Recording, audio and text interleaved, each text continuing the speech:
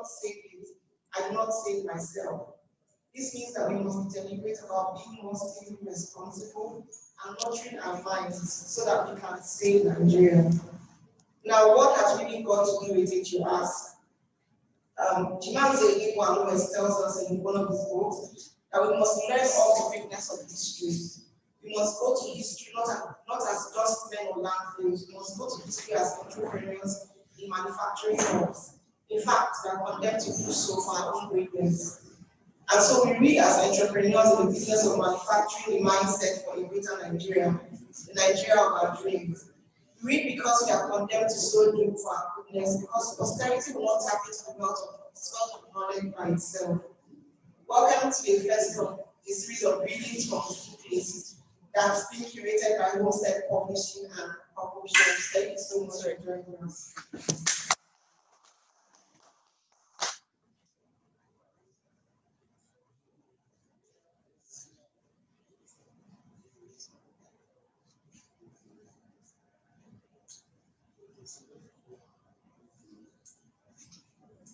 Good afternoon, everyone. Thanks for joining us in this session. Thank you, Amaka, for that introduction. So I think I should just give everyone a background. This whole session began as an idea from Twitter. So I think it was in the second week of the NSAS protest. We felt the young people that protested, the entire country is behind them. Everybody is excited, everybody is angry. Without that, I think there's something to go to the state of protest. There's also a part that goes to play in this whole idea of struggle for the better Nigeria, struggle for revolution. People are getting votes in the past. But how many of these votes are correct? That's funded beyond just agitating from the state. That was where Amaka and myself had to do the idea of Booklist. I extensively believe that we can recommend to Nigeria young people and people of the generation. Many other people may know about the past, they may not have read a couple of books. So we thought to build a book and recommend to everybody from outside. And that's how we open here. So because it was about social media, we had so many people posting posts and titles of the books that they read. We felt this should not just be one season. It was not that expensive at this time. So the proposal to the Manchester House could we bring this idea to the festival? It was welcome, and that's why we are here today.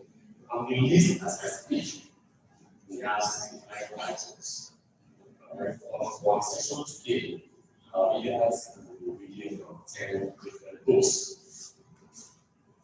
The leaders are areas of iron, and one or two will be joining us soon. That is the idea of the power of the books. And what the books are not particularly recommended for everyone, because it almost mirrors what's actually happening in Nigeria right now. It's a book of events that happened in 1993, but the early 90s and the mid 90s, Deal for Life, and only actually. I read this short box. This is a very fantastic record of individual and Nigeria. We are now in democracy. And the same thing that happened in military rule is actually associated right now.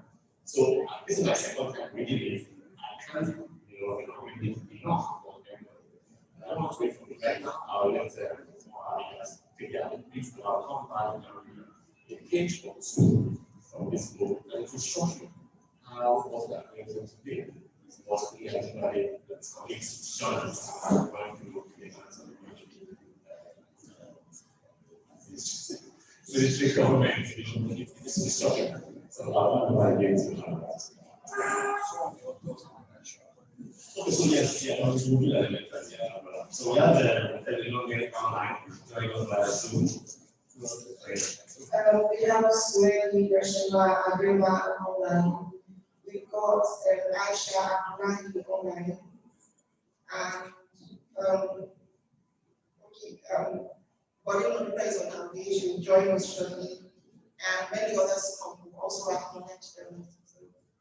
relax and listen to these readings, and we hope that they ignite in you, the passion to nurture your mind, because we cannot go about parenting a new country ignorantly. If we look back, we stand on the shoulders of our youth past, and we are informed that we can better fight whatever is coming. Our first reader is Secretary Senior, and she's going to read from the book titled Nigerian Soldiers of Fortune by Soro. I'll be reading from chapter 6, titled Confrontation.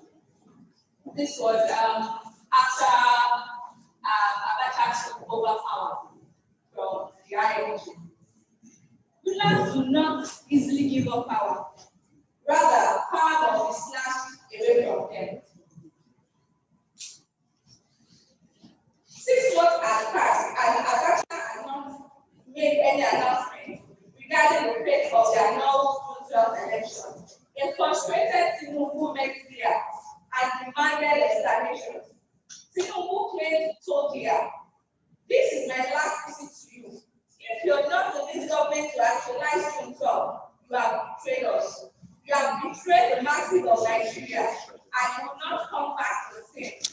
When Tia asked Tinubu whether this statement was a declaration of war, Tinubu replied by telling him to interpret it as a place. Yes, Tinubu continued to insist that Amaka must resign. "Enough is enough of the military," said Tinubu. When asked what would happen if the government did not resign by May 31st, Tinubu replied, "Confrontation. There will be confrontation with the military." The government then started cracking down on opposition groups. Security forces arrested Ebute and tried to treason. Next, they raided Obasanjo's family altar on June 4, 1994 to prevent the inauguration of one. In the space of 1 week, 30 Nadeko members were arrested or asked to submit to interrogation, including Ajaxi, Enaro, Bola Ide, Christian Honor, Jonathan, and Justice Simon. As security forces started rounding up with democracy activists, Abiola came on their hands. He dared security forces to come and arrest him. "I will be sworn in as president of Nigeria," he added. "They have no business arresting those they are arresting. If they want anything, let them come for me. No bastard can do that." But the security forces did not respond to Abiola's challenge and left him alone. The most the police did was to place Abiola's house and business premises under surveillance. As soon as more politicians and pro-democracy campaigners fell into the security forces' brackets, Tinubu went into hiding. However, he continued to grant interviews to local and foreign media from his hiding places, while security forces hunted for him. Tinubu claimed that he was receiving threatening phone calls from unknown persons. One of the callers warned him, "We know that you are meeting. You must stop that meeting or we will deal with you appropriately." His house in Victoria Island, Lagos was petrol bombed. After accepting that his life was in danger and Nigeria was no longer safe for him, he disguised himself by dressing like a northerner with a turban and babariga. After he didn't pay one to Abiola's wife, Kudira, who initially did not recognize Tinubu in his disguise. He fled into evidence after he was surprised escape in the early hours of the morning across Nigeria's border into the neighboring economy. Nadeko opened their own underground railway consult by creating secret escape routes through which their members fled into exile to avoid security forces. Okay, so you're Okay, the reason why I picked this particular chapter is because Tinubu is still in the scene of democracy. If a Tinubu that went through all this in the end of the military is acting nonchalantly to the massacre of young men and women at the Lekki toll gate, it shows that they are laying claim to Nigeria because they fought for the Nigeria that we have now. So that Nigeria belongs to them. And the first part I read says power, no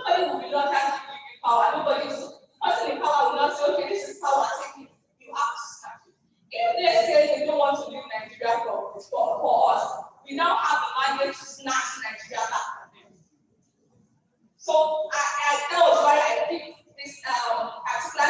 If we also want to lay claim to Nigeria, the way the likes of Tinubu are laying claim to Nigeria, let's also do our fight as Nigeria from them, so we can hand over the Nigeria we want to our children. If they want to hand over Nigeria to their children, let's now collect Nigeria from them and make it the way we want it and hand it over to our children the way we want it.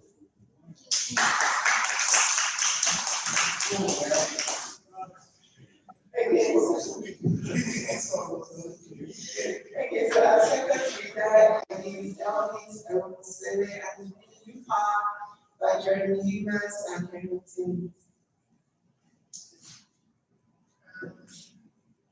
When NSAS started, I had this book just before the 10th, when we on streets. And as people gathered, I realized that it was a sort of struggle for power, struggle for existence of the nation as a whole. And that's why I chose this book. So I just the first page. Welcome to the new world. Welcome to the new power world. Power, as philosopher Russell puts it, is the ability to produce intended effects. That ability is now in all of our hands. Today, we have the capacity to make dreams, friends, or money, to spread hope, or to spread our ideas, to build communities, or to build a movement, to spread misinformation and propagate violence, all on a vastly greater scale, and with greater potential impact that we've never seen a few years ago. Yes, it's because technology has changed. But the deeper truth is that we are changing. Our behavior and education are changing. And those who have figured out how to channel all this energy and appetite by producing the intended effects in new and extraordinary ways. Think of the hooded, clad people who sit atop online platforms, 1 billion users strong, tweaking our daily habits, emotions, and opinions. The political youth side who have raised passionate crowds and won stunning victories. The everyday people are the students who are leaping ahead in this chaotic, hyper-connected world, while others fall back. This book is about how to navigate and thrive in the world, defined by the battle and balancing of two big forces. We call them old power and new power. What's old power? Old power works like a currency. It's held by a few. One day it is ever gathered, and the powerful have a substantial store of it to spend. It is closed, inaccessible, and leader-driven. It downloads and it captures. New power operates differently, like a current. It is made by many. It is open, participatory, and peer-driven. It uploads and it distributes, like water or electricity. It is most possible when it surges. The goal of new power is not to hold it, but to channel it. To start, there are a lot of stories around new power. But two things come very clear. The first is that it's a result of the hyper connection that is enabled by the internet. And then two, by the rise of social media platforms. You know, I think it was a few years back, the first hashtag I trended that really popular in what was Me Too. But the hashtag Me Too, women who have been assaulted by men over the years finally found their voices. And again, because I said, I was also assaulted. And over a 2-year period, several men, high-placed men, lost their positions, some resigned, and a few are in jail.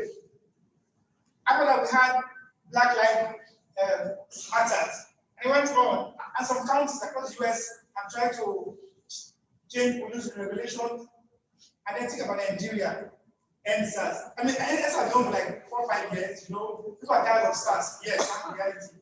But we never realized that it's also a struggle for power until recently, when the youth on Twitter, let's go out. And then people are complaining. I said, I will lead a group out on Tuesday. Of course, the police will call him and say, okay, sorry, we won't go out on Tuesday. But then my Rontan says,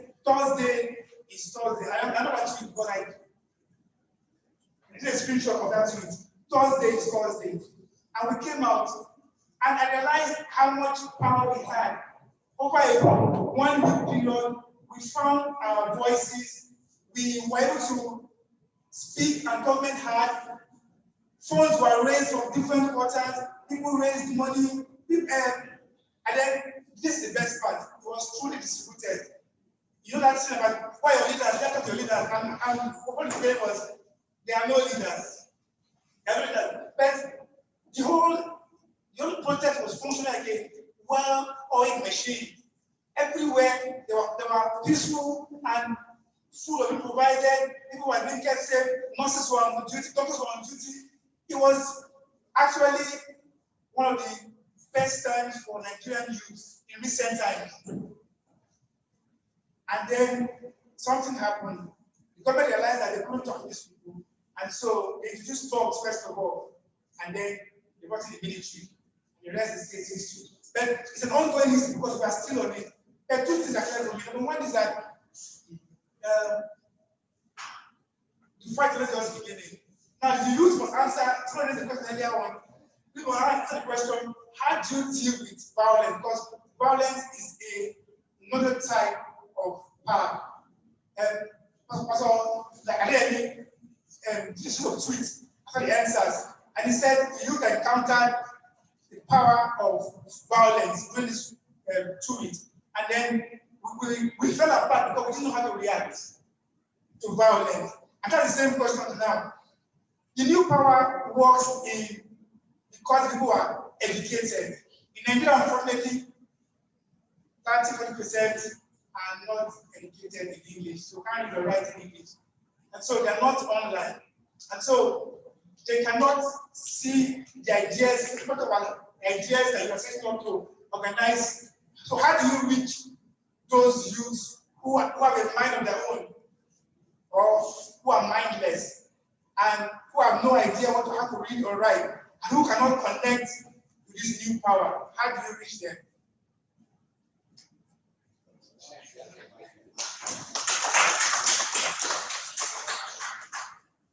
Thank you very much, LDs, Homestead. Before we continue our readings, we'd like to take a commentary from a very special author and lawyer, daily found to be.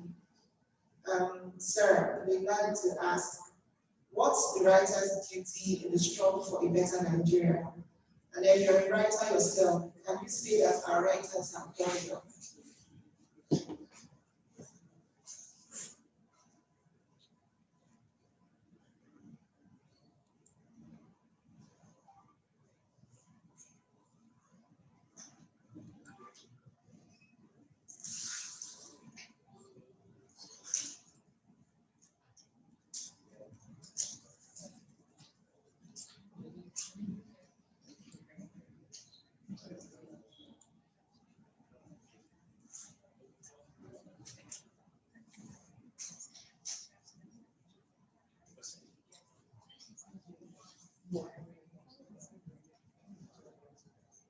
Okay, Sir David Farotimi, we asked, what's the writer's duty in the struggle for a better Nigeria? And then as a writer yourself, can you say that our writers have done enough?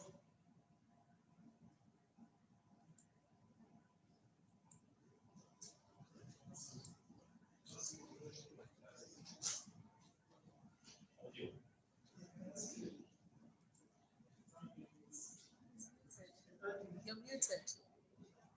You have to unmute yourself.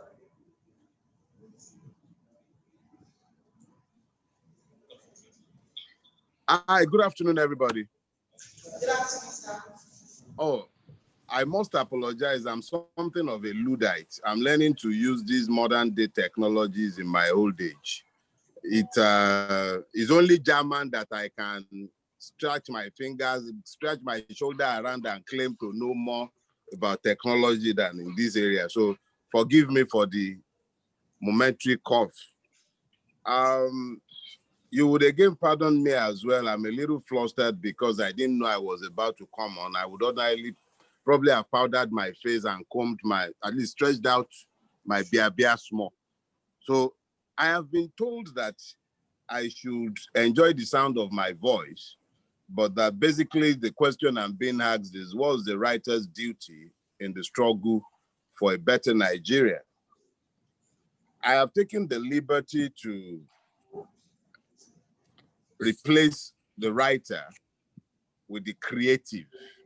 I know it's the book festival, but I would like to use the word creative in the sense that I believe that if you're a writer, you are more than a writer if you ever allow yourself to go. I have ambitions, and I have been known to monkey about on a TV set pretending to act. That's one way you could express yourself. I also believe you could sing if you are blessed to create.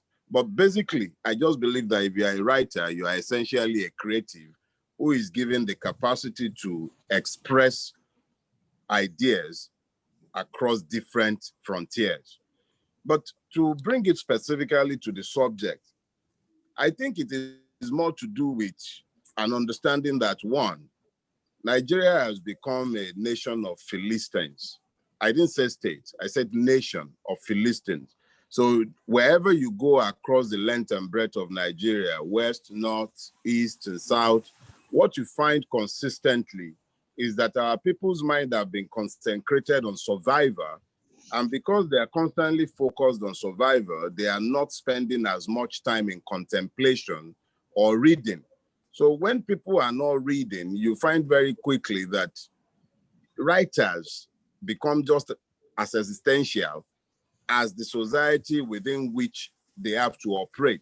So you begin to find exodus of writers moving away from social issue to issues that might sometimes be more appealing to the people, and then walk away from teaching the requisite lessons. But I think that Nigeria is in a dire place.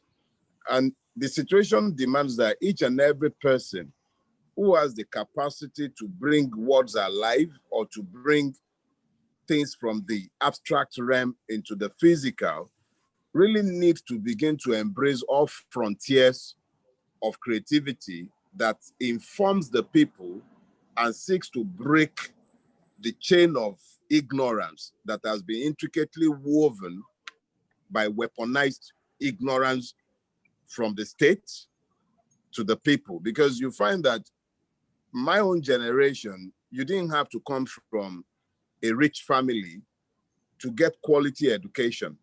So there was a reading culture. Going through secondary school, there was a reading culture. I read novels. There was the African Writer series. There was, I can't remember that series now, but that was the one that had Benokri, Ebu, My Love. There were several writer series that were readily available to a whole heap of children growing up in that generation. And newspapers had literary series. There were so many opportunities for literary expression, and the people themselves came into constant contact with the opportunity to learn. But the same is no longer the case these days. People are not reading, and writers have become just almost like, I remember watching a Fela interview, and Fela was saying to the BBC reporter that was interviewing him that if he was British, he might be singing of love. He might sing about birds, talk about fast cars. But he's an African, and he has to draw his creative, he has to draw his inspiration from his environment. If you look across the Nigerian environment today, the only thing that comes to mind constantly is putrefaction. But when you read some of our our expressions, what you find is constant celebration, even though you still find critical commentaries and lessons for the society embedded within the works themselves. But I believe that a lot of work needs to be done in relation to stimulating the interest of the public, the reading public itself. Because as I said earlier on, it has become increasingly Philistine in his outlook, and we also need to broaden the frontiers. If all you do is write and the people are not reading, you then find that very quickly you're in an echo chamber where you're constantly talking to yourself. Not everyone can afford, for instance, to offer their works free. But what I try to do is make sure that as much as possible, the readers do not need to pay. But that's because of the nature of work I'm doing right now. I'm not entertaining. I'm seeking to inform. I'm seeking to teach. And I would encourage each and every one of us, as much as possible, where we can, let's make our works that speaks to the Nigerian situation available online, not necessarily the hard copy. I continue to sell the hard copies of my work, and I intend to do that. But my intention is that once my work clocks the first year of their anniversaries, I'll make them available for free download online. And that is what I have done with Do Not Die in Their War. It's available for free download on my website. But that is because I realize that there is a critical need to inform, perhaps challenge my reader while seeking to educate them. So, I really don't think there is much more that we can do beyond continuing to put our thoughts on paper. Because at the end of the day, when we are all long gone and we are no longer here, the works we've done, they become permanent records of the time we've spent here. And they speak when we have been silenced and we can no longer talk. We still read the works of writers who have been long dead, and they resonate even now. And sometimes I read my own work that is just a year old, and sometimes they come to me like they jump right out of the book, because there is something deity about the creative. You imagine, or sometimes you believe you are imagining, but what you are really doing is that if you allow your creative self to become one with your creator, you sometimes begin to assess beyond the ordinary. I would recommend pages 1 to 17 of Do Not Die in Their War to anyone who is seriously interested in, because I saw the theme, the NSAS thing earlier on. And in that chapter, which was the foreword that I was forced to write by my editor before the book was published, I titled it, Laugh Through the Tears. I would be conceited enough to lay claim to some sort of prophetic mantle. So you can all contribute my prophet offering when I'm done with this, since I'm not preaching, and let me have my money. Thank you very much. Thank you so much. Thank you. We know that you have another engagement right now. I'm going to go on and say thank you very, very much. Thank you, sir. Thank you very much. Please try and read his book. It's also one of the books in the Booklist, Do Not Die in Their War. Our next reader is Dr. O. I'm sorry, I want to pronounce his name correctly, so okay. Our next reader is Olayinka, and he's reading from Love Does Not Mean Elections by Aisha Osori. Thank you very much. Before I read the brief, I would like to give a short background to how I think also the yesterday, I was astonished at the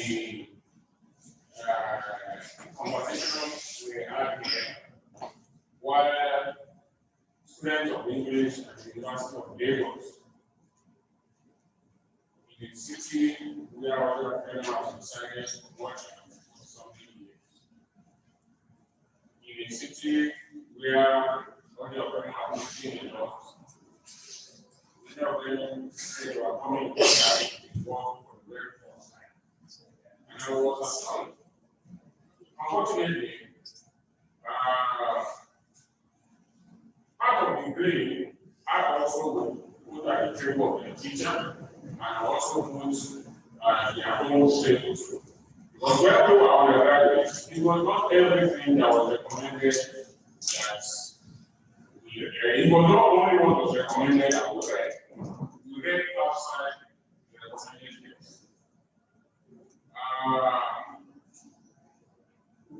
came about was that this book, it was defined in the United States, in university system, one of the Ivy League universities in the US. He was coming to Nigeria, and he sent me a mail and said, Ola, please look for this book for me. I'm coming, I want to have it, and so you must have read it. And I replied to myself, I'm not. That was for 2 years.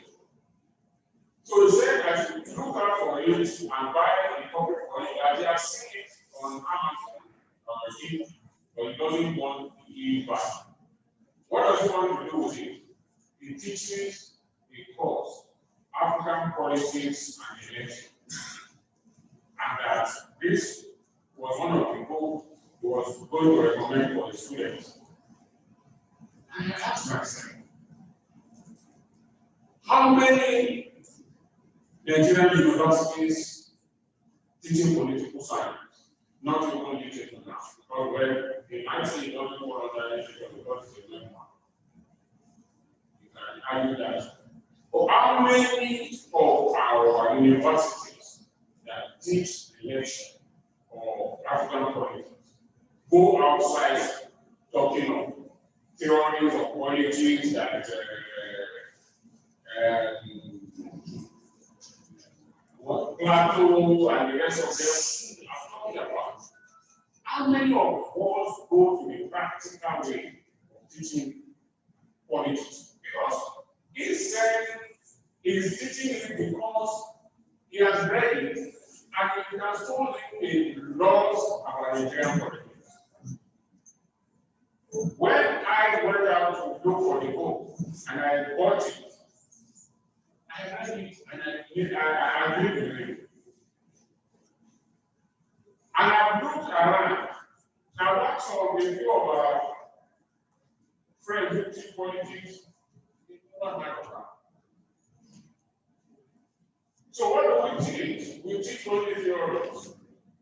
And that is the reason why when Pelu asked for suggestions and all that, I said, look, this book, I did a review of it earlier this year for the Nation Institute. This book is a book that everybody involved in politics or who wants to get involved in politics, you read. One, it tells you about the issue involved in Nigerian politics. The lady who wrote it was educated at the University of Lagos and Amaka University. She has got so many fellowships. She has worked with World Bank, she has worked with UNICEF, she has worked with the Mark Foundation and all that.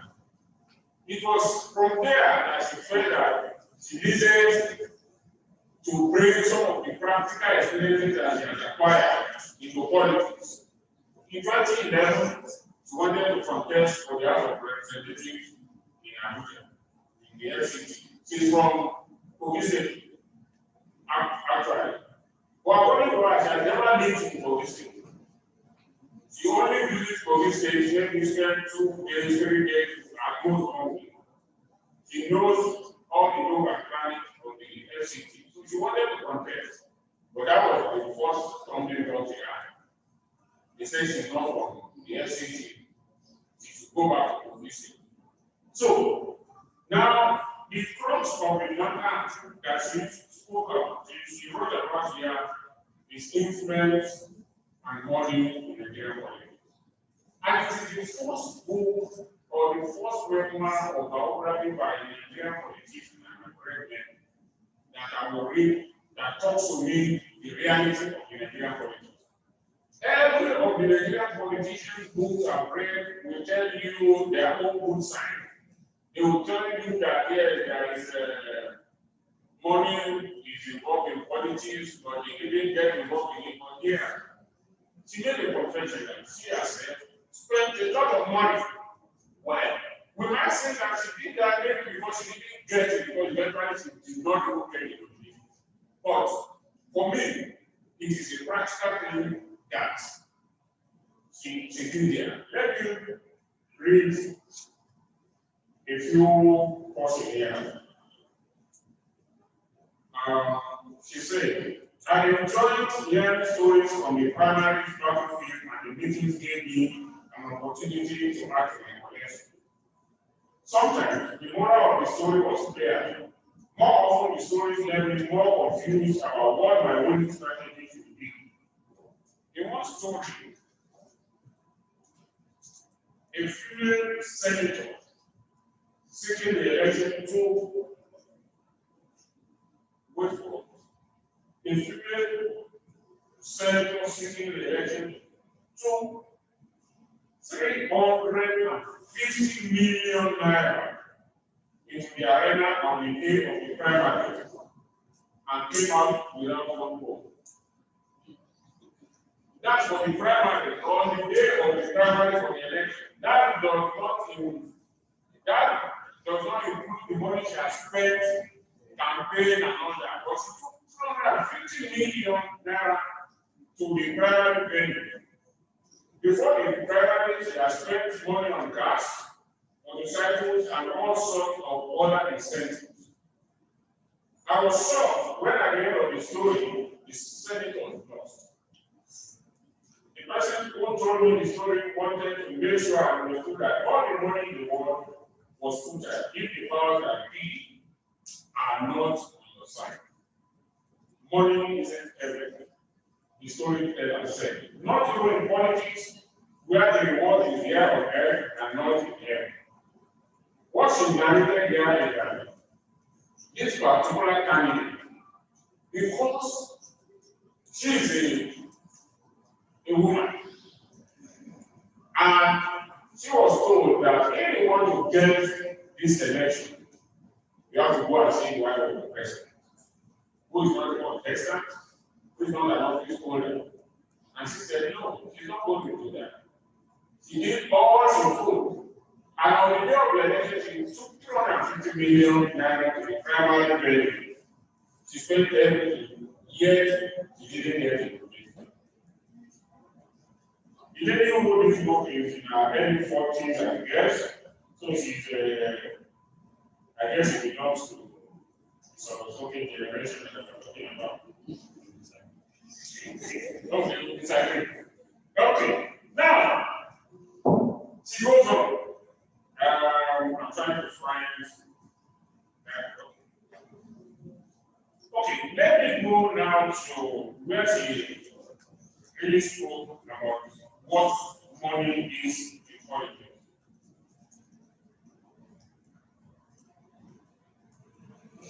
She had what she called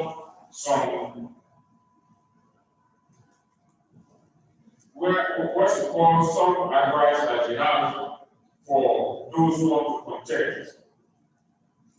One of it is that when people tell you that, we know people who are well educated, it is people like you that we need in the Senate, in the House of Representatives, well, they tell you that, well, whatever they say does not go beyond the mouth that is talking about it. As he says, when you are going to campaign ground, you don't want to go anywhere. Means bank rules are a must. The newer the rules, the greater the perception of your influence in the world. Have envelopes ready with fresh notes.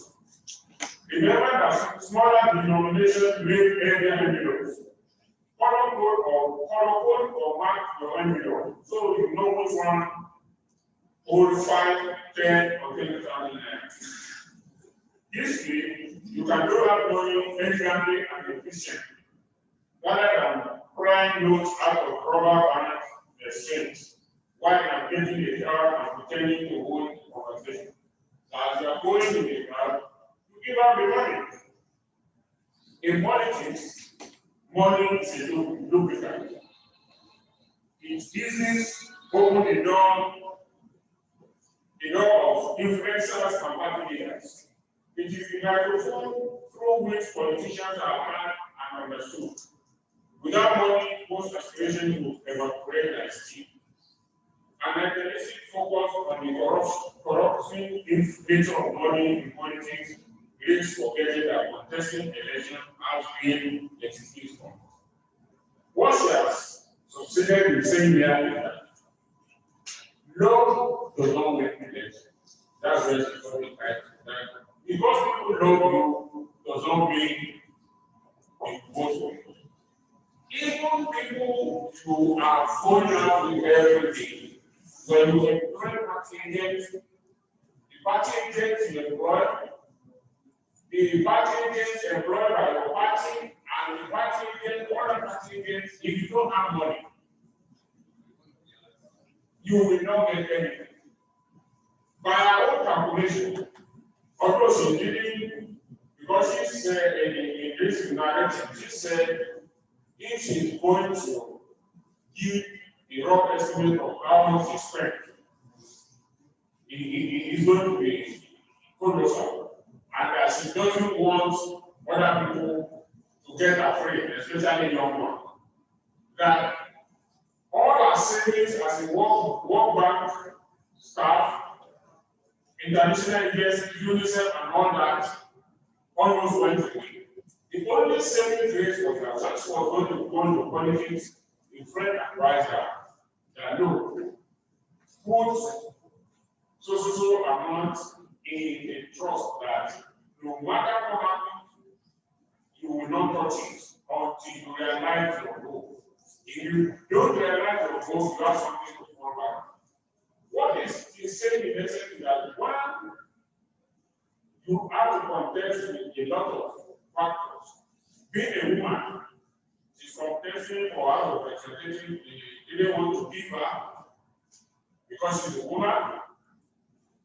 They will fix meetings to be dead for the night.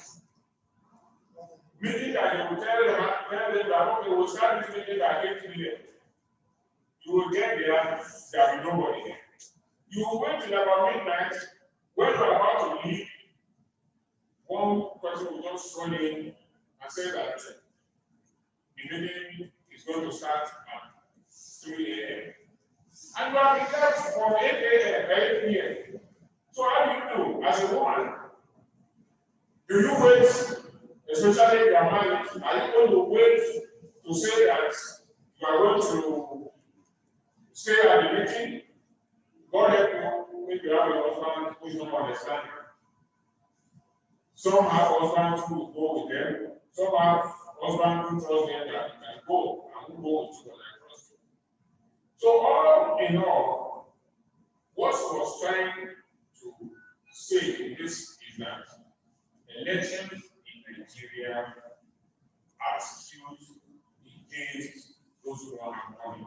And as a young person, she felt disappointed that even young people that she met in greater ideas to, they will agree with that, but at the drop of some few naira notes, they go elsewhere. Well, she didn't blame them also because she said that if you don't have education, what do you do? Or if you have education and you don't have a job, and you see the senator is ready to give you money, and someone is coming to preach morals to you and is talking to it. She met many young men like that, young men and women, who say, your English is too much, this is not America, this is Nigeria, bring money, then you don't have to help you. So all in all, I would like to recommend that we all read this book. When I read a book, I always have one or two comments I make. And this is the comment I wrote about this book when I read it in this year. A very great political memoir that sheds light on the salary and budget that is politics in Nigeria. I recommend that we all, for the following things, we are in money, they are money, people spend a lot of money in politics, that's why they are corrupt, that's why, yes. But none of them will ever come out to truthfully tell you. And these are read several members of the politicians, they don't come out to say the truth. All what they will tell us is that Nigeria is wrong. And the question we keep asking is like, these people are always asking us that. You are saying that Nigeria was good at the whole time. And the parents don't, they did not sleep. So whose parents is school? Why is the children like it? If I claim that my parents did not sleep, you claim that your parents did not, that one claims that the parents did not sleep. Whose parents is school? Whose parents mortgage the future of the younger generation? Or whose parents are they are staying now? Thank you very much. Thank you so much. That was really insightful. Thank you very much. So we're going to go straight to our online readers. They're already waiting on Zoom. We're going to call on Aisha Abdullahi, and she's reading "This Country Has Fallen Like Our."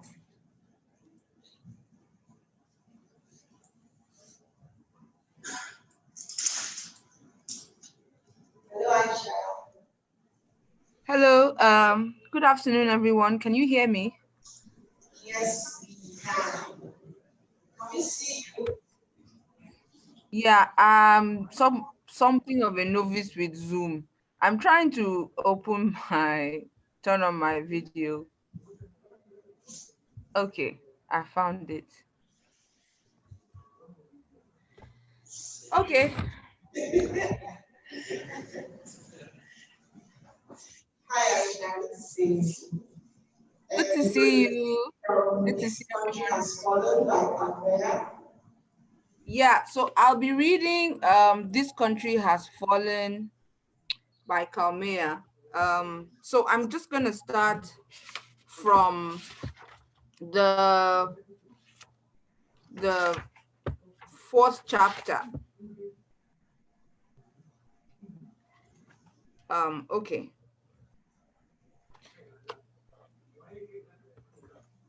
At the time of the coup, the friendship between Abiola and Babangida went back 9 years.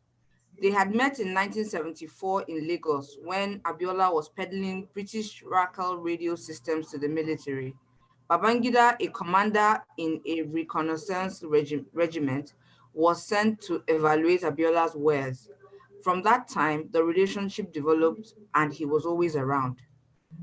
Babangida confirmed the widely held popular belief that Abiola had supported both coups against Shagari and later against Buhari, with money and editorial support from his Concord newspapers.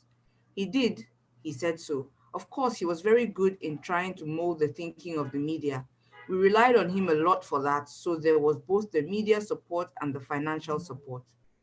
Babangida was at the center of the December 31st, 1983 coup that installed Buhari and his deputy, Major General Tunde Idiagbon, initially hailed Buhari's regime. Initially hailed, Buhari's regime quickly developed into the country's most draconian government till date. Everybody was frustrated. People were unnecessarily jailed. Babangida said, without mentioning the fact that he had been Buhari's chief of army staff, effectively the number 3 man in the regime. The society was like a police state, where you didn't feel comfortable even to talk to your wife. After continuing to describe Buhari's unpopularity, Babangida made another slip. There is a lot that was going in our favor, so we seized the moment. The bloodless coup d'etat against Buhari, however, much justified on his record of repression and continued economic decline, was merely a step on Babangida's career path. At the risk of being called immodest, if there is any military government that prepared itself before it went in, it's our government. We knew what we wanted, we knew what areas to address, especially the economy. We read the barometer of the society and we knew what people wanted. I'll stop there. So,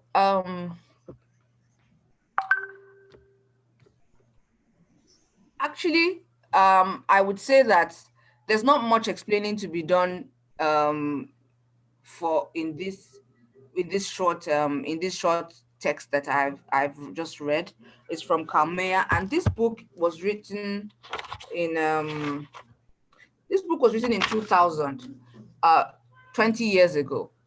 And right now, creative, when we look at what is happening to the media, in these times, even though we are no longer in a military regime, we're in democracy, we see that there's a lot of there is not a lot of media houses who are objective in reporting, and even in our writing, in other things.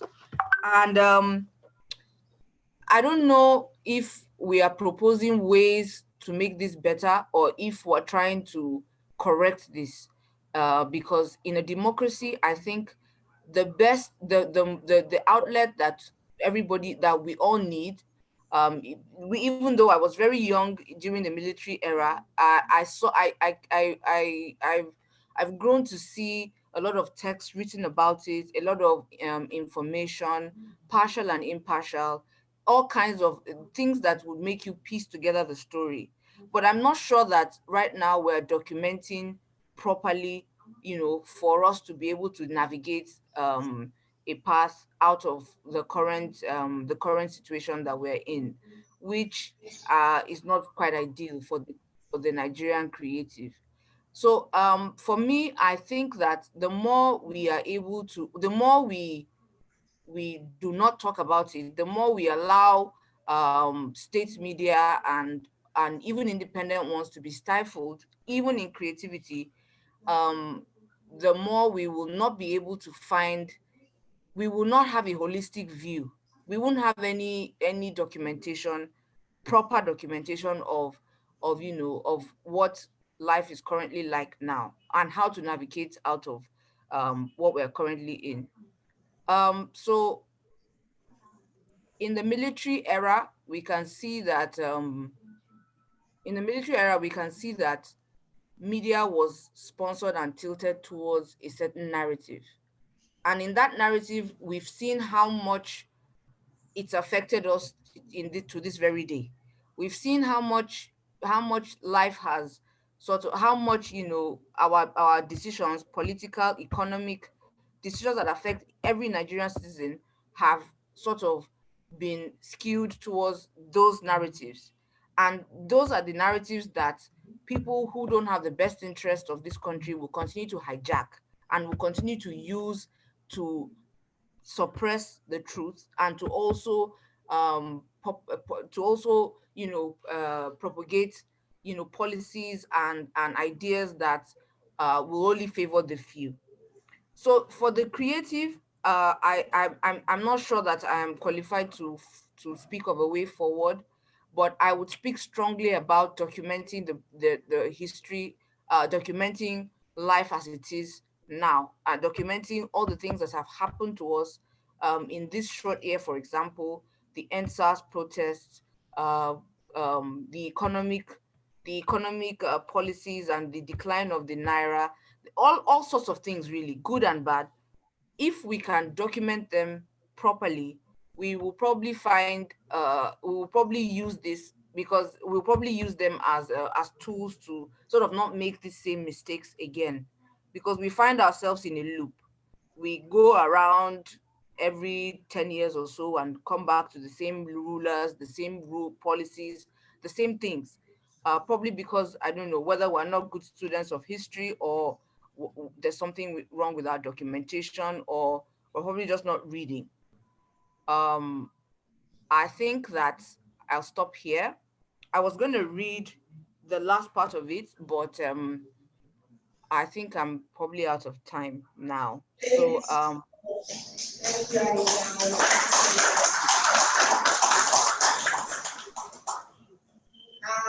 thank you so much, Aisha. Thank you. Our next reader is also an online reader. I'm going to call on Sweli Reshima Agema, and he's reading two short pieces. The first is from Pius Adesomi's Nigeria of the Carolas, and the second is from his short story, The Pen is Mightier Than the Sword, from his collection, The Bottom of Another Table. Sweli. Yeah, hello. Hi, can you hear me? Yes, we can hear you, but we can't see you. Yeah, I blame MTN. Nigeria network is carrying last. So this is Unauthorized biography of Goodluck Jonathan's first Akara from Naijano de Carry Last by Pius Adesomi. A witty Yoruba proverb has it that a child weighs the first kobo he earns on Akara. Why Akara? Don't ask me. I don't know. You never can tell how the ancients came up with some of these proverbs. Like all proverbs, this one is a compressed worldview with a didactic sense. The lesson here is that sudden exposure to real money can make you go gaga. After all, the same Yoruba also say that money is a gomid. The spirit of money, especially sudden exposure to too much money at the commanding heights of the national cake, is already at work in Aso Rock, and President Goodluck Jonathan is now doing 440 to spend his first kobo on Akara. But this is no ordinary Akara. President Jonathan has summoned Omo Akara because he has 10 billion naira to burn on Akara. In case you haven't heard, this is how much Mr. Jonathan proposed to spend on Nigeria's 50th birthday bash. You can always rely on the National Assembly to take expeditious action on matters relating to the belly. They approved Jonathan's supplementary appropriation bill swiftly. Every name for more food for the boys in Abuja, you can be sure they'll do that one. So the boys in the National Assembly asked no questions whatsoever about the particulars of the Akara money. Expectedly, tongues have begun to wag. The internet is abuzz. Ruben Abati and other bewildered columnists are screaming blue murder. If folks are confounded by this mind-boggling budget, they are even more furious about the breakdown. Here is how the president proposes to spend his Akara money. Warning: patriotic people with heart disease, high blood pressure, or any serious medical condition are advised that this breakdown could aggravate their condition. They are as follows. Number one, 350 million for National Unity Touch and Tour. 50 million for Mrs. Patience Jonathan's special visit to special homes, special orphanages, special prisons, and selected hospitals. 20 million naira for a special session of the National Children Parliament. 20 million naira for a party for 1,000 children. 40 million for a presidential banquet. 50 million naira for calisthenics performance. 310 million naira for cultural, historical, and military exhibitions. 40 million for Food Week. 310 million for cultural, historical, and military exhibitions. 320 million for secretariat equipment, accommodation, logistics, and utilities. 1.2 billion for the Ministry of Information and Communication for insertion of special reports on Nigeria in both local and international media. 700 million for accommodation and transportation of special guests from within and outside the country. And on and on and on and on, the list continues to about 20 other items. Moving on. Because I'm a man with an ear to the ground, I have heard plenty of rumblings from enemies of progress about this budget. Some enemies of our nascent and learning democracy have described it as pure lunacy. Some say those who sat down in Abuja and came up with this madness aren't just interested in looting. They say the budget has been designed to shock and awe Nigerians so that the sheer outrageousness of it will become a distraction from 2011. They say that Nigerians are going to be so pissed, they will spend considerable time debating who on earth earmarked 50 million naira to the non-existent office of the First Lady just for Mrs. Jonathan to visit special orphanages and special prisons during the celebrations. Methinks President Jonathan wants to sit down quietly somewhere in Bayelsa 20 years from now and declare solemnly, my legacy, I partied. The first 10 billion I had from the oil money, I blew it on Akara. What else? When this happens, he will need to explain things to his people by rewriting history. That is the nature of Nigerian rulers. After messing up, they always try to smuggle themselves into nice corners of our history before our very before. Witness how much Babangida has spent on hagiographer since 1993. And we know that in the nature of things in Nigeria, the order, especially the ethnic order, is always responsible for one's poor choices. If an Igbo man coughs in the morning, those Ngbati and Ofe Manu traitors and bastards are responsible. If a Yoruba man farts in the afternoon, those stingy Nyamiri bastards are possible. If the Igbo and Yoruba pee in the evening, those illiterate and uncivilized malams in the north are responsible. If the Fulani man has a headache at night, those filthy infidels who are not born to rule in the west and the east are responsible. No Nigerian ethnic group is ever responsible for anything except irresponsibility. This national malaise explains why I pity the two Yoruba people who are Minister of Finance and Minister of State for Finance respectively in President Jonathan's cabinet at the moment. When history begins to snarl furiously at the retired Goodluck Jonathan some 20 years down the road, I foresee and predict the following conversation. History will ask, Jonathan, you had a golden opportunity and you blew it partying. Why on earth did you spend your first 10 billion naira on Akara when you could have spent it to do better things in the country? What a legacy that would have been. You would have written your name in gold, but you opted for a 10 billion Owambe. Goodluck Jonathan will answer, my brother, see me.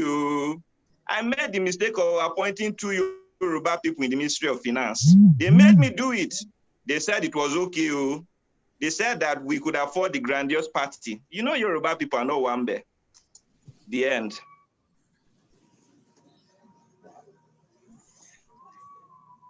So this is the second reading now. It's titled The Pen and the Sword. And it's taken from my collection, The Bottom of Another Tale.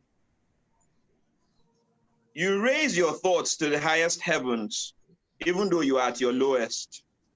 You drink of the wonders of so much reading, yet find no merit to quench the thirst that is drinking you up. You hear more words and see much more evils. You should be, but what should be? The puzzles turn on and on, tumbling about in your head, till your every thought becomes a mess of unanswered questions, much like wires turned loose. You have stopped watching TV. You have stopped reading the news. You have struggled to leave the world, but somehow the troubles still get to you. The news you refuse to find finds you in the reality of time. You pick your pen to put into action once more the ink that everyone marveled at. You want to bleed out all the evils that have now become your reality and become a monster in you. It flows and you smile, but not for long as you find more of those villains coming to get your people. You discover that your leaders are complicit. Then you go to OP. You kiss the fork junction and remember Okigbo.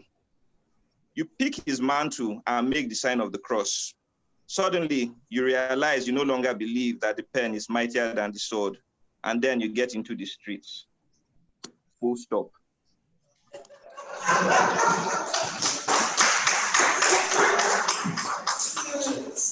Thank you so much. You want to add a little commentary, short commentary from any of your readings, or you think that it's excellently massive? Okay, let me just see if the video would work a bit. Where's that? Hello. Hello. Right. I think everything is self-explanatory.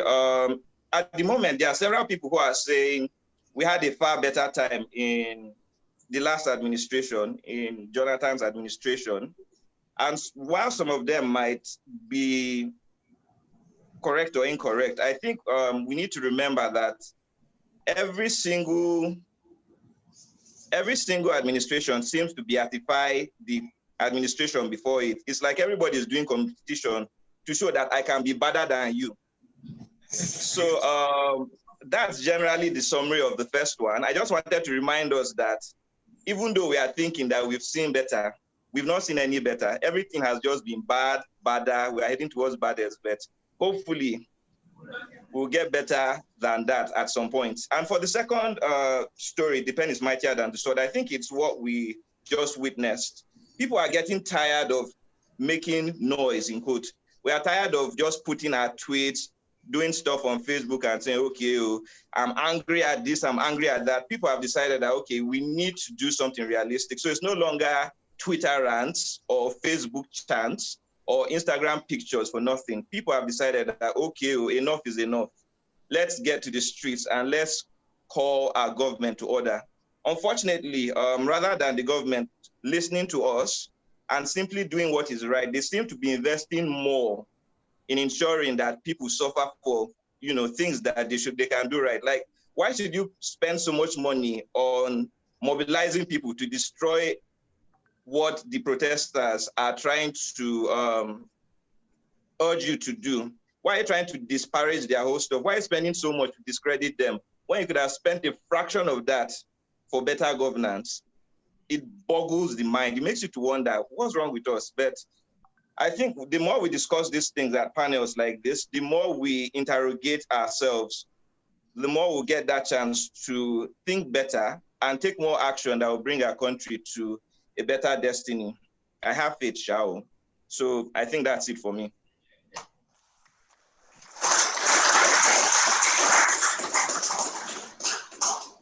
Thank you so much. Thank you so much. My pleasure. Thank you. We'll take our next reading from another online reader. His name is Femi Longe, and he'll be reading from Pedagogy of the Oppressed by Pelu. Can you hear me? Yes, we can. Good evening. Perfect. Welcome. Good evening. So I'll be reading from Pedagogy of the Oppressed by Paulo Freire, who is he's late now. He's a Brazilian educator. I actually discovered the book in 2017. I penned an article called "The Education System Africa Needs," where I argued that the state of our societies is a direct effect of the education system that we have, and that the powers that be have not had any reason to change it. And a lady in the comment section recommended the book. So I'm going to be reading a few short extracts from it. In many ways, I think it continues from where Swedi stopped around why are we like this. Someone tweeted something recently that in Nigeria, forget the whole issue of tribes. We only have 2 tribes in Nigeria: people who have political access and people who don't. The book talks a lot around oppression as a relationship between the oppressed and the oppressors. So I'm going to read a few short clips from that. So, this then is the great humanistic and historical task of the oppressed, to liberate themselves and their oppressors as well. The oppressors who oppress, exploit, and rape by virtue of their power cannot find in this power the strength to liberate either the oppressed or themselves. Only power that springs from the weakness of the oppressed will be sufficiently strong to free both. Any attempt to soften the power of the oppressor in deference to the weakness of the oppressed almost always manifests itself in form of false generosity. Indeed, the attempt never goes beyond this. In order to have the continued opportunity to express their generosity, the oppressors must perpetuate injustice as well. An unjust social order is the permanent fount of this generosity, which is nourished by debt, despair, and poverty. This is why the dispensers of false generosity become desperate at the slightest threat to its source. Now, this speaks to the fact that we cannot expect the people who benefit from the status quo as it is to actually create a system that works for the rest of us. And every time they see an attempt to actually dismantle the status quo, like expressed itself from NSAS, it is not surprising that their response to it will be swift and will be very violent. To surmount the situation of oppression, this is another part, to surmount the situation of oppression, people must first critically recognize its causes so that through transforming action, they can create a new situation, one which makes possible the pursuit of a fuller humanity. But the struggle to be more fully human has already begun in the authentic struggle to transform the situation. Although the situation of oppression is a dehumanized and dehumanizing totality, affecting both the oppressor and those whom they oppressed, it is the latter, that is the oppressed, who from their stifled humanity wage for both the struggle for a fuller humanity, the oppressor who is himself dehumanized because he dehumanizes others and is unable to lead this struggle. Liberation is thus a childbirth, a painful one. The man or woman who emerges is a new person, viable only as the oppressor-oppressed contradiction is superseded by the humanization of all people. Or to put it another way, the solution of this contradiction is born in the labor, which brings into this world this new being, no longer oppressor, no longer oppressed, but human in the process of achieving freedom.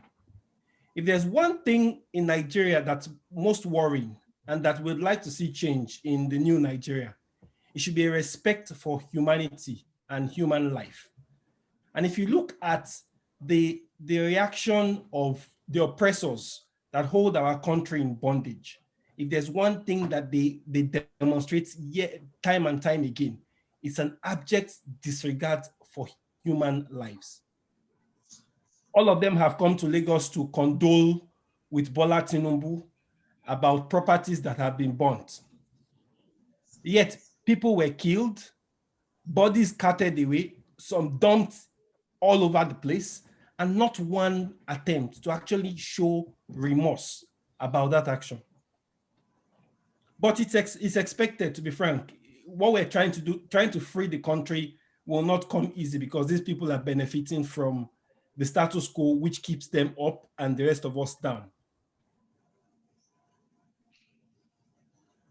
In order for the oppressed to be able to wage the struggle for their liberation, they must perceive the reality of oppression not as a closed world from which there is no exit, but as a limiting situation which they can transform.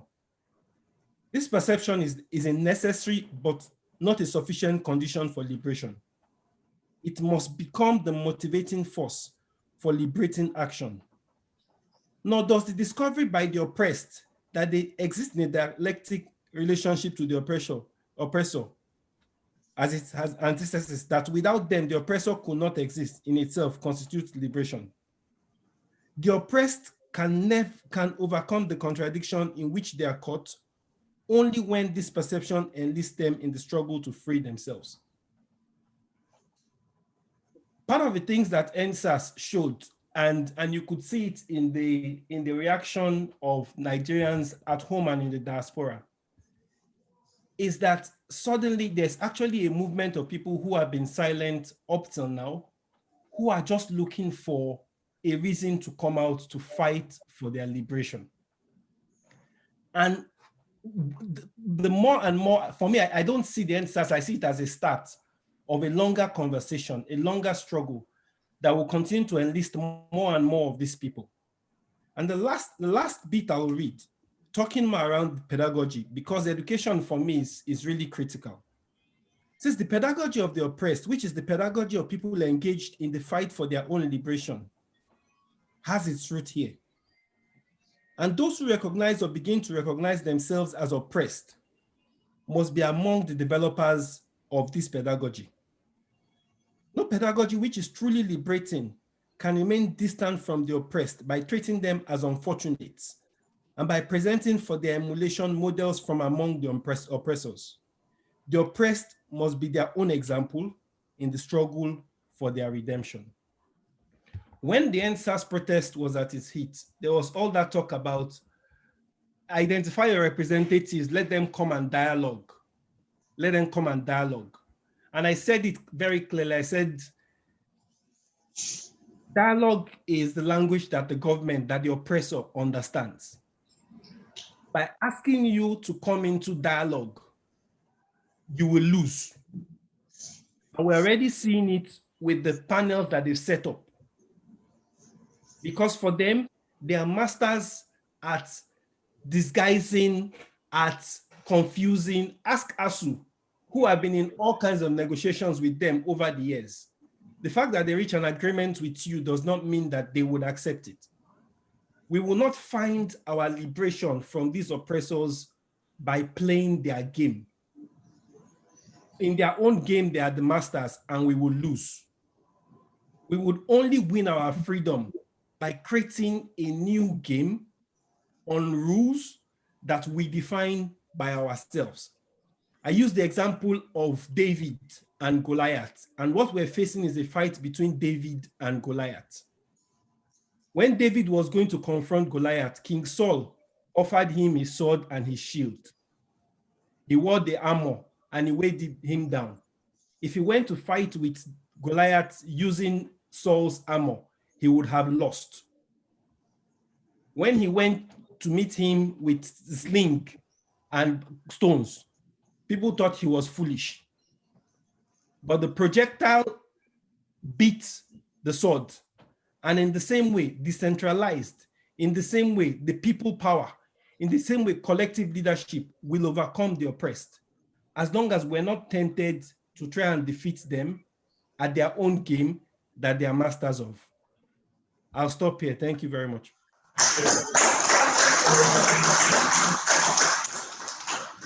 Thank you, sir. Thank you. Thank you, dear. Thank you so much. We have just 2 more readings before we come to release. Our next reader is Prince Milan Daniel, and he's going to be reading from There Was a Country by Chimeka.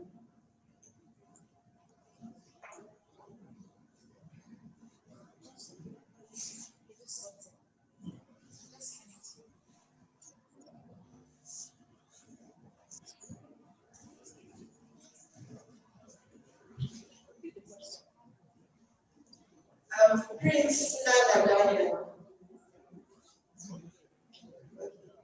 Hi, Vicky. We can't hear you. Sorry, I am reading from There Was a Country by Chinua Achebe, and can you hear me? Yes. Yes. Okay. Beautiful. When I began reading this book, I informed Hugo Ebu, a member of a book club, that I am reading There Was a Country. He actually laughed at me, and I felt like, you said? Your audio is not clear. We can't hear you. Can you hear me? Yes, now it's better.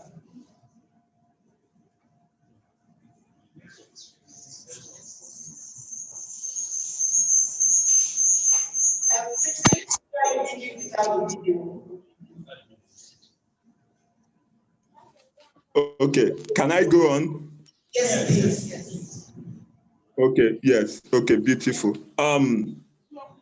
I actually felt like someone who walked into a phone shop to buy Nokia 3310. But one beautiful thing about reading this book at a time like this is because the content of the book actually becomes very green at a time like this.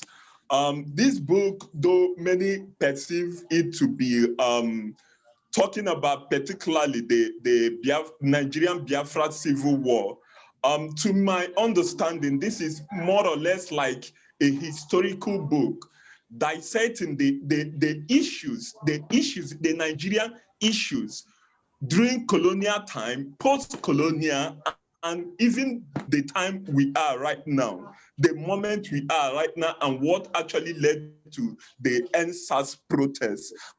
I will be reading from page 249, the corruption and indiscipline. Corruption in Nigeria has grown because it is highly discouraged, it is highly encouraged. In the trouble with Nigeria, I suggest, Nigerians are corrupt because the system they live under today makes corruption easy and profitable. They will cease to be corrupt when corruption is made difficult and unattractive. 28 years after that slim book was published, I can state categorically that the problem of corruption and indiscipline is probably worse today than it's ever been, because of the massive way in which the Nigerian leadership is using the nation's wealth to corrupt, really to destroy the country. So no improvement or change can happen.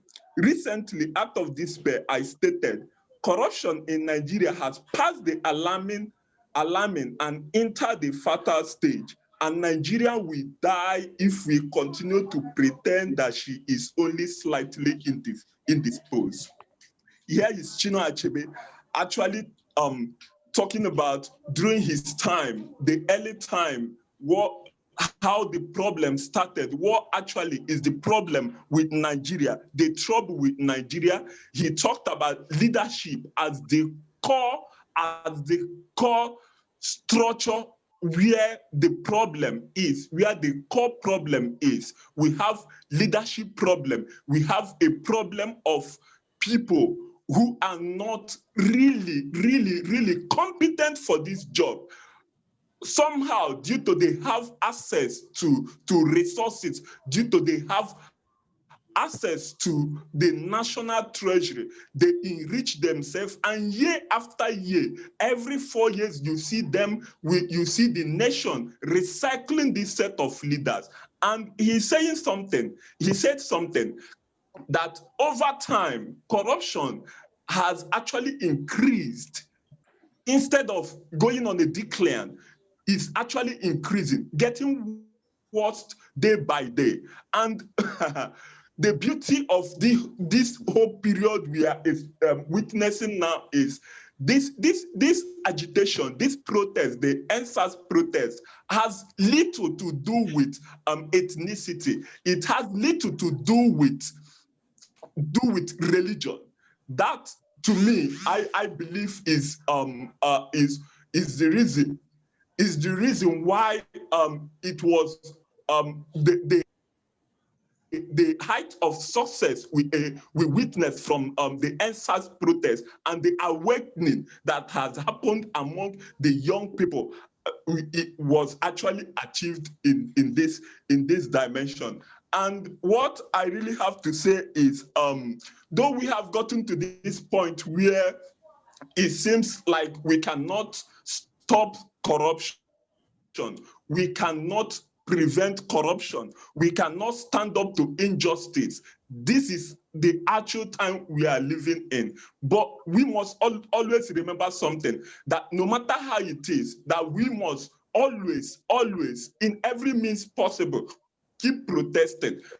And when I say protesting doesn't really mean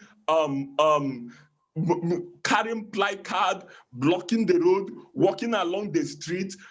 Like creatives, through our work, like this reading, through our work, through reading, through sensitizing, normal engagement, friendly engagement, door-to-door engagement, grassroots engagement, causing a kind of mental re-engineering, working on the psychic of the citizenry to really understand that we have a greater power in our thumbprint. We have a greater power.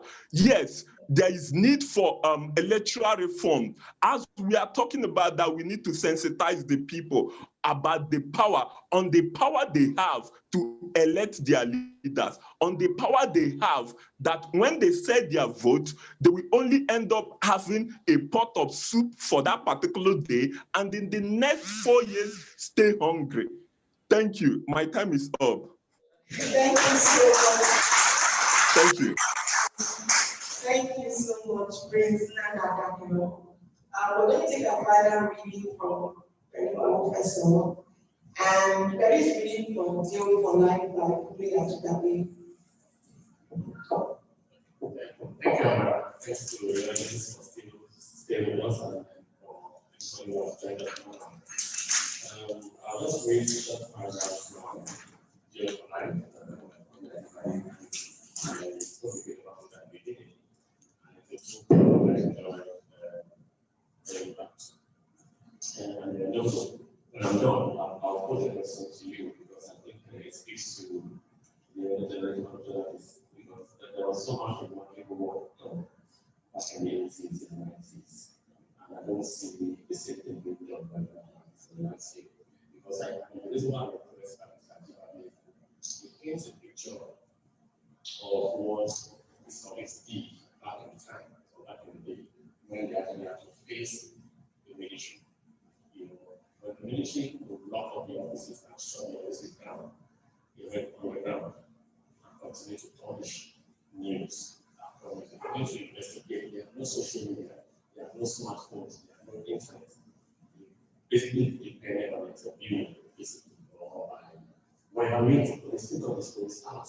So when I every once in a while on social media saying, why don't we have journalists having the sense of courage, to speak the truth, to report on the reality of our existence? Why are they allowing these things to silence them? Why are they allowing the standard style to shut them down? Why do they give them so much? And as opposed to journalism and so so the first portion I will read is okay, it's at this point where so different things about having cost that we are very angry and with the life and work on the streets. So particularly right here is talking about shortly after June 12, it's announced by the administration. So at that time, the director of the USIS at the time, they started my government being asked to leave the country. Just as a role international interference in the so the country, particularly the Southwest, revolted in anger. Many people took to the streets in the process. The soldiers mowed down about 400 protesters in Lagos alone. The more people the soldiers killed, the more defiant the people became. Many Nigerians are now afraid that there will be another civil war. For that reason, the lot of them traveled to their home states in panic. Many died on the way. Using the Nigerian Television Authority and the Federal Corporation of Nigeria as effective propaganda tools, which the people in the region, Secretary of Information, round up words in a way and the reminded Nigeria and are being the propagandists in the public opinion during the Nigerian civil war in 1962. In that kind of uncertainty, Temple was a dependable source of information.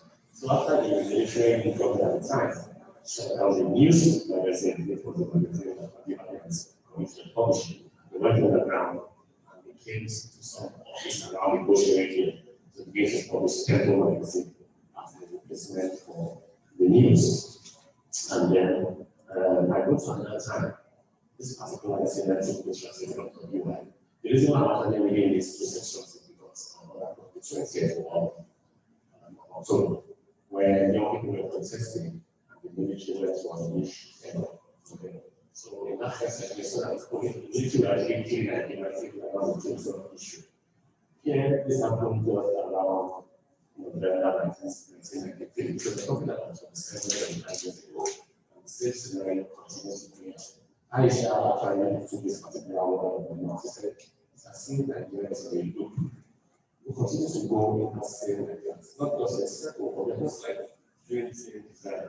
From the 60s to the 70s to the 80s, went up to 2020. So, on November 17, 1993, I just sat in the international government of Australia, which the Lagos High Court, and in any case, the area. In the first broadcast, which I heard on your famous carrying on November 18th, I also like to mention that Chimeka is that country. But Temple insisted that it was a coup. Temple engaged journalists on the ground were asserting that we know what is going on, how life to the country. You know, from his first week in office, we are indicating that we will constantly touch on this on his groundhouse, even though podcast, one that will deal decisively with anyone who attempted to test our way. So not minding that threat, the aspect of our students are already engaged from the institution to protest against the coup of Abacha. When a team of armed policemen came to this aspect, Awofeso, Alikarola, and myself were among the crowd of people opposite the gates. I remember that the leader of the team came up from the field and gave him 2 slaps on the face. Some bullets flew past the camera because the law was shining on the train. Who was the one who flies on the bed from the road? It was brutal dispersal than ever before. As he entered the stage for his arm, Pelu, one of the highest places in the ports, and an award-winning political analyst, said prophetically, this government will be very bad. So that was police also bringing women down some students in the democracy. So 1990 democracy, 2020 is still being in democracy. So I just probably value of this little idea. It speaks to our presence. The human rights records under the regime of Buhari was dismal, and the institution responsible for it was the National Security Organization, NSO, headed by Muhammad Buhari. The power of the NSO, even on the was so total that it turned the reality from the Western states, operating with the reach of octopus. It repeated and handsomely rewarded university students, lecturers, labor activists, and so many other finance operatives who inform on their colleagues. When Babangida has been power on the cost of the second it's some of the NSO and the powerhouse of the regime and control. Appearing to dismantle it in order to gain popularity, they actually reorganized and gave it a new name, the SSS. The main brigadier and you, Mohammed Kuso, first DG, and both of them in jail. Babangida did all this to point at him. But the nation was so united that just escaped from the opponent conquer, only to jump into a hole for sockets. So when Putin comes along, it terrorizes them, and now comes along and says the girls that will pay them and say, oh, you know, so the situation. It happened from Jonathan to this guy now. I don't say he continues to go in this way. What pains me is that the media are stronger. It is no longer as forceful, as truthful as as it used to be. And that's why I said, we really don't know what's happening. I continue to get angry because the media has become a because as a day job of journalist, I mean, a day job is journalism. I know that makes sense. Thank you so much.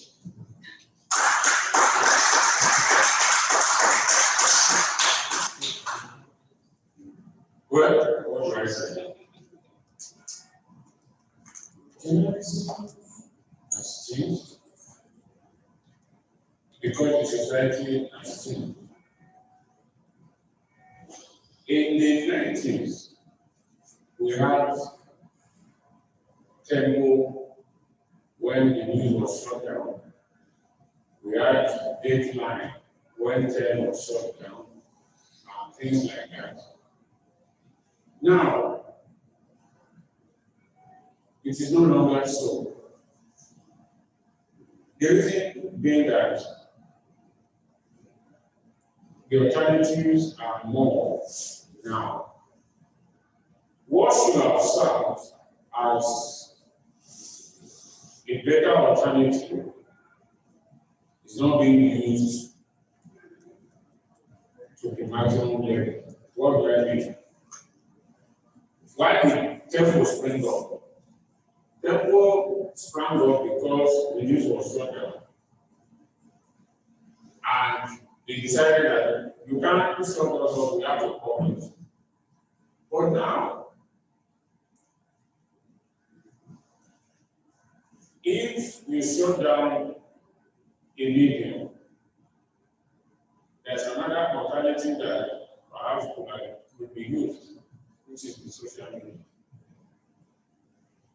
And for people who are afraid that a law might be passed to circumscribe the social media, I think we are not wasting our time. As far as I know, Nigeria doesn't have the capacity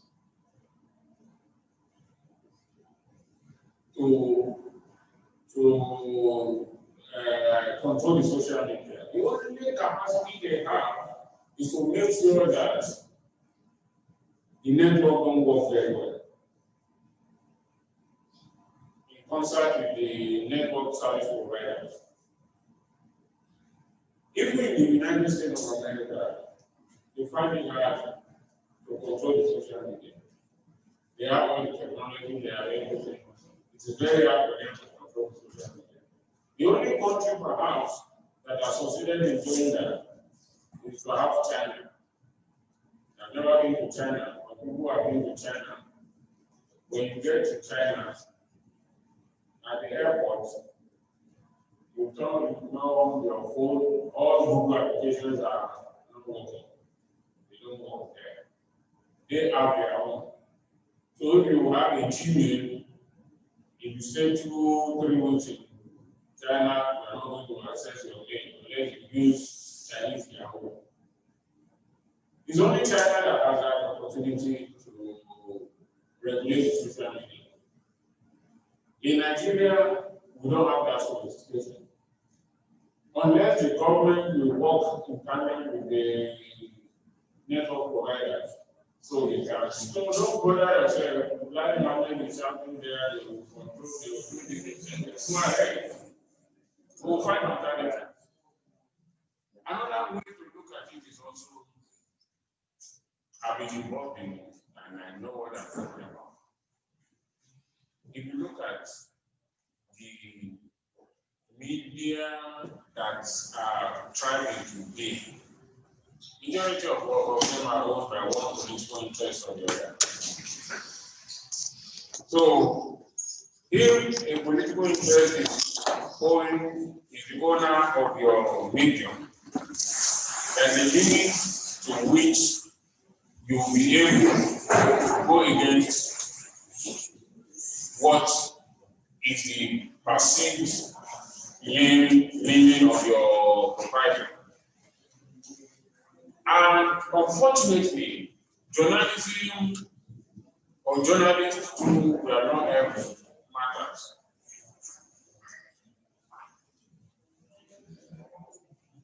German and others can bear me witness. Journalism is the only business in Nigeria where you rise to the highest point without perhaps going to any business school. You become an editor, you will later become an engineer and everything. You perhaps have never gone for any training for business management. So, our focus is mostly let's produce this paper, let's produce this news. Management aspect almost zero. So, when it comes to diversifying the levels of income of the media, there is hardly anyone in Nigeria today that is diversified. New York Times, they own property, they own property company, they own other things. But in Nigeria today, the sole business is newspaper. Even the most successful newspaper today, to the best of my knowledge, doesn't have any other thing except newspaper business. So, if you have that kind of a situation, whether you own a TV station or you own a newspaper, it is this the same media. So any slight effect on the media will affect you. In those days, Temple survived because people are eager to buy. Nowadays, how many of us are in this hall? How many of us today bought a copy of any newspaper? I'm not sure. You can get over 10. Because we have our smartphone and everything, we go online to the newspaper website to read. That one too fetches the newspapers on this morning, but it will not as much as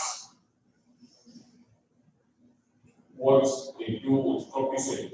And that is also one part of it. How many businesses today are surviving that were prepared? How many companies are surviving today that were prepared? Because the major source of revenue for the media is advertising. Circulation, yes, in those days, Temple and the rest of them survived millions of population. And that kind of things were easy. Well, we might think that they are easier, things were not easy then, but if you compare to now, the average cost of a newspaper now is 200 weekdays, and the weekend is about 250, 300. Is there a man that at the moment that will buy a copy of the newspaper? No. For the same person that will not buy a copy of the newspaper will buy airtime. So the business atmosphere for the media is strengthening every day. The internet has helped journalism a lot, but that at the same time, in those days you have to wait for 3-4 days before you can get a copy of Time magazine to read. What is happening in the US now, if I turn my data and know what is going on. It wasn't like that before. We have to wait for the next day's newspaper. So, the major reason why journalism is the way it is now is also that the level of income are strong.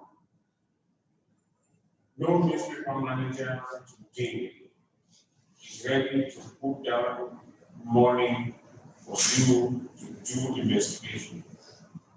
In those days, people are sent from Lagos to go to Kano, to go to Kaduna, all over the Niger Delta and so on.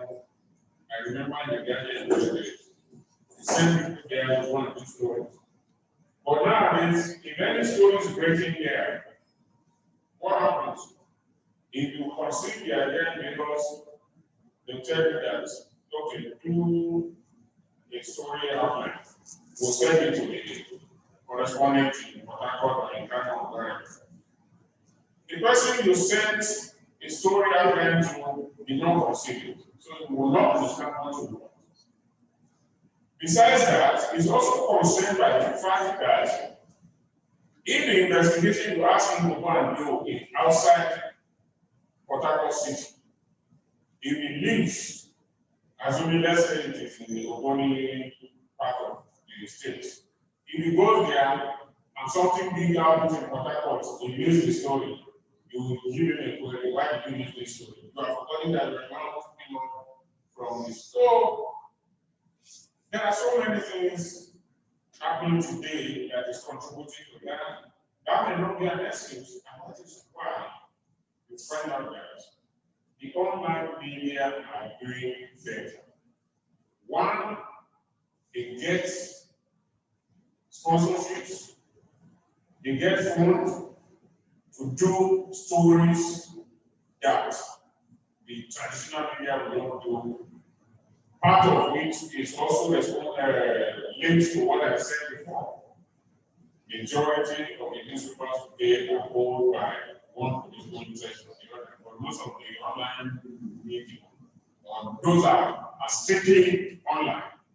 Now, but professional journalists who perhaps don't have any allegiance to any political master, and international organizations will be ready to give so much money to do investigation because they know that they do it.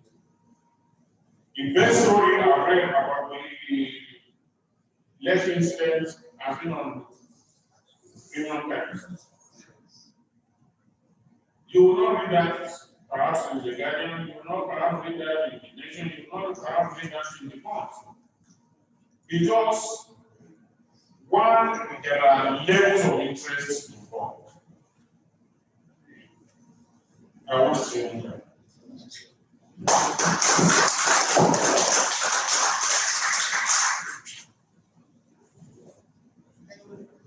Okay, so we're at the close, so we're almost closing right now. Is there anyone here who has any comments or who wants to say something with regards to the meetings that we've taken?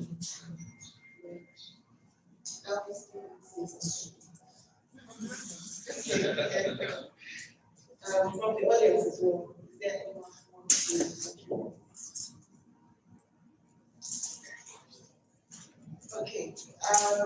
So the books that we read are all, like when we said when we started, we have more books on the Booklist, and it's an ongoing Booklist. You can follow him on Twitter and add a book if you feel that it contributes to the team and you'd like to see it read in our next reading.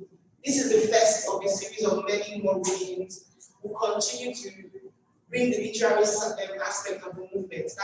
That's the idea around this. And so we're going to have more readings. So today we could take a few. The next time we're going to do 50 and then go it to 500 and on like that. We do hope that you will always join us. Thank you so much for being patient and for being a part of this. Thank you very much.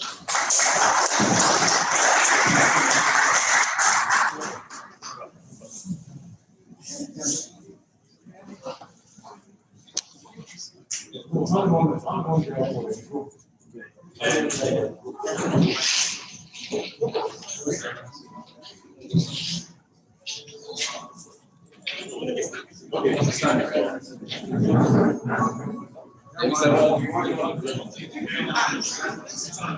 Awofeso.